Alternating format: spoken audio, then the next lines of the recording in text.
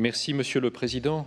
Le rapport qui nous est présenté ce matin par le président Pedro Agramunt sur l'abus de la détention provisoire dans les États membres du Conseil de l'Europe est d'une grande importance, car il touche à la fois au meilleur de ce que notre organisation produit, à savoir la consolidation des droits et des libertés individuelles, et aux limites de notre action, lorsque un ou plusieurs États membres passent malheureusement par pertes et profits tout ou partie de ces obligations.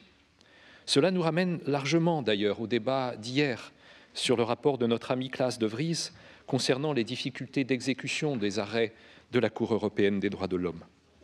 Sur la détention provisoire, c'est moins tant la législation de nos États qui pose problème que son application par les autorités de poursuite et par les tribunaux.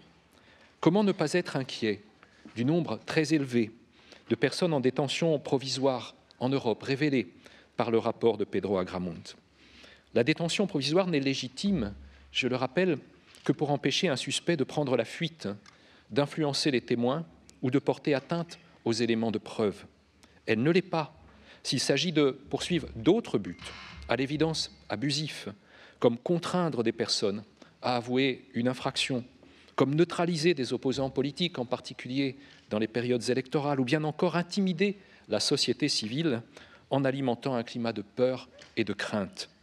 Permettez-moi ici d'avoir une pensée pour notre collègue ukrainienne Nadia Savchenko, détenue illégalement en Russie depuis des mois.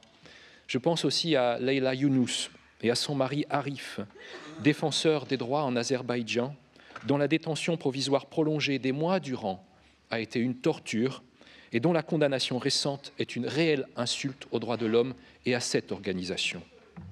Il faut dénoncer l'usage systématique de la détention provisoire, au mépris de la présomption d'innocence. Trop de nos pays souffrent encore de déséquilibre entre les moyens du ministère public et ceux à la disposition de la défense. Je suis partisan, personnellement, depuis longtemps, du transfert à des juridictions collégiales des décisions à prendre en matière de détention provisoire.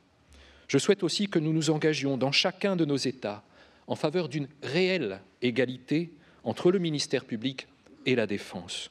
Prenons exemple en particulier sur la réforme intervenue en Allemagne en 2010. Le détenu y a désormais le droit d'être assisté par un avocat dès le premier jour de détention, au lieu du délai de 3 mois en vigueur auparavant. L'avocat doit avoir accès au dossier durant toute la période de détention et non plus à la fin de l'enquête seulement. Enfin, et c'est fondamental, le prévenu doit être informé de ses droits dès le début de la détention, par écrit et dans une langue qu'il peut comprendre. C'est ce type même de législation et de pratique qu'il nous faut valoriser et plus encore encourager au sein du Conseil de l'Europe. Merci.